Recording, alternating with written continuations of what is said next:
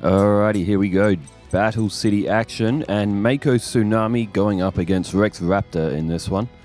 Their last match was in the Duelist Kingdom season, and it was in the last round, which Rex Raptor actually got the best of Mako in that one, and I think they finished 6th and 7th respectively, with Rex Raptor above Mako. I think from memory that's how they finish in Duelist Kingdom, so can Mako get some retribution over here in Battle City? And okay, good start. Umi and Tornado Wall, that together as a combination is very, very strong. So Mako throws down Umi, puts down Mother Grizzly, and Tornado Wall is ready as well.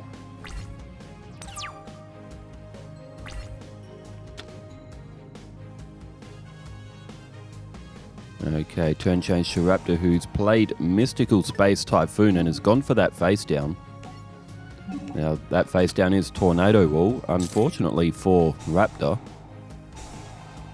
If he went for Umi, or if he waited for Tornado Wall to activate and then destroyed Umi, he would have actually saved himself a card, but unknowing to Raptor is that Tornado Wall was down. Some very overzealous play from Raptor. He's thrown down a defense of his own and a face down spell or trap. And Fortress Whale's Oath drawn by Mako, so not a great starting hand for Mako either, really. He's just flipped up Mother Grizzly and looks like he might go in for an attack. And on this Friday, does everyone at this time of year, does everyone get that end of the year crawl where you're just like, you're at the early part of December and you're just like, well, the next couple of weeks hurry up so I can get through Christmas and New Year. It's that end of the year crawl right now for me. Alright, turn change, back to Mako draws Torpedo Fish.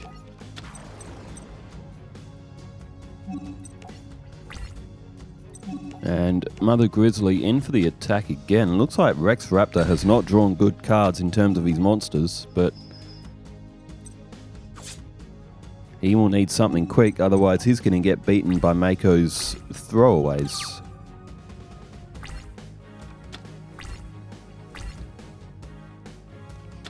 Okay, another face down from Rex Raptor. I'm going to head over to the comments and just go from top to bottom. So alright, Mako has drawn Jellyfish, Chaos Marauder. Okay, it's Rex's turn. Oh no, it's not. He's just activated Survival Instinct to gain 400 life points. Chaos Marauder, thanks for answering my question from the previous video. It means a lot for someone to actually do. I mean that. I admit I find it a weird way to do things, especially with all the previous ones being in order of the series, but probably an easier way of sorts to do it, and probably more entertaining too. That was from the Rebecca and Loomis and Umbra match, and the question was why is it in the order that it is? Because Becca didn't start with Seeker, who was like the first opponent from Battle City. We're doing it in order of positioning on this Battle City season table, so the duels in theory should get harder as Becca goes through the series. It is a new way of doing things, and more of a trial in sorts as well, to see if it as when we were doing the Duelist Kingdom one, we went through duelist by duelist, but there were two instances where we could have had Mai as the opponent, and having Mai really early kind of it's kind of like one of the top duelists coming in where she was better off being fought in the finals, which is what we did in some of the later Duelist Kingdom solo runs. And Chaos Marauder also says this is for the Duke and Bones game. Not finished with the video as I type this. Oh, we just saw a winner. It was Mako. And Rex Raptor was never in that match. He will have to improve something drastically if he wants to get back into this one. We will go from his perspective in this one. Chaos Marauder said, not finished with the video as I type this, but if Orgoth is in this game, it is a fitting ace that may very well see Duke some victories in the harder duels. If he doesn't, then that really sucks. Orgoth the Relentless is in Duke's deck. It's he's only got one of them though in his deck, but yes, Orgoth is in his deck. And yeah, we should see Orgoth a few times at least, sometime during the series.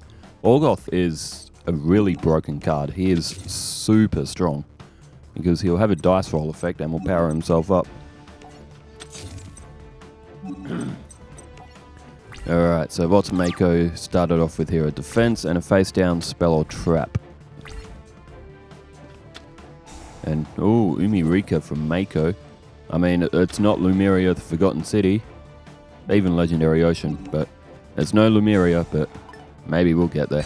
Jellyfish, ooh, destroyed by Trap Hole, so Rex Raptor may have a free shot here at Yurubi and Mammoth Graveyard. Oh, Miscellaneous Saurus, 1800, not bad from Rex Raptor, he's got some better monsters this time. So Trachodon and Miscellaneous Saurus are 3100 altogether, so it'll put Mako at 4900 straight off the bat. A1465. Urunzo for MVP. I always actually like that card. Urunzo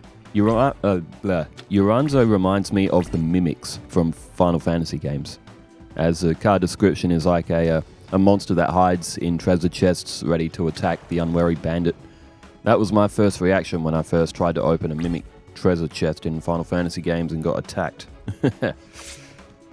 Okay. Oh, Mermaid Knight. There's no Umi on the field, but at 2000, it's going to do some field damage to Rex Raptor. If you want an example of a very unforgiving treasure box Mimic, for those who played Final Fantasy XII and decided to go deep into the Pharos at Rid Arena, or the Rid Arena Cataract or whatever it was, if you go deep enough inside there, you will find a Mimic treasure chest, and if you attack that thing, it will become literally unstoppable and will literally tear you in half. You have to throw an elixir first, and then it will drop its guard. If you just go up and attack it, it will become, like, literally its stats become max, and your characters have no choice but to try and run. Alright, there's polymerization for Raptor, and he is very, very quickly running out of options. So he's had to put Yurubi in defense mode again.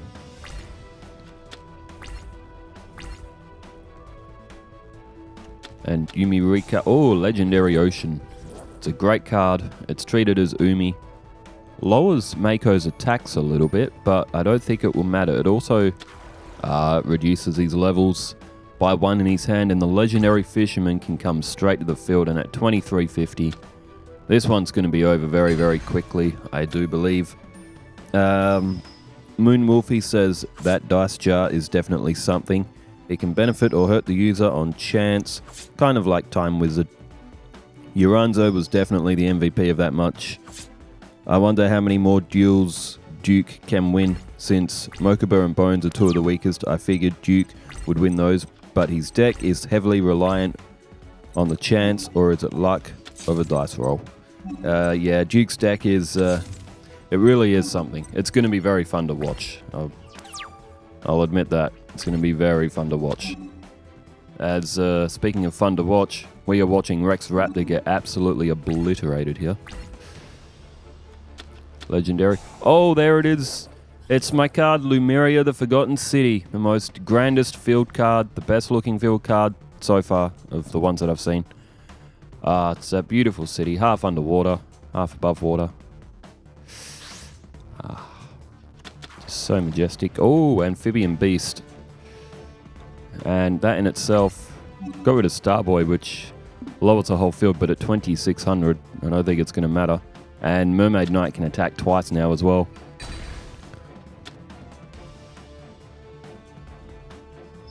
Well, we will never forget Lumeria, the Forgotten City. It is too grand. Oh, Raptor activates Survival Instinct, so he'll gain 2,000 life points. And I don't think that will even be enough. 2600 because Mermaid Knight can attack again. And Mako Tsunami has absolutely hammered Rex Raptor. Let me just get through a few more. Emperor Pikachu says, great match. That was for Duke and Bones as well. Richard Mosham also said, we all love Uranzo. But this match is over.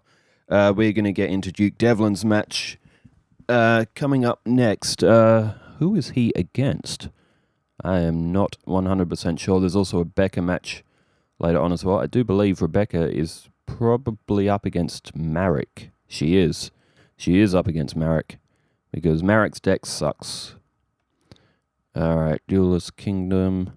It is Weevil that Duke Devlin is up against. So, yeah, it should be an interesting match as well. Well, thanks everybody for tuning in. Wherever you are in the world, stay safe, take care, farewell.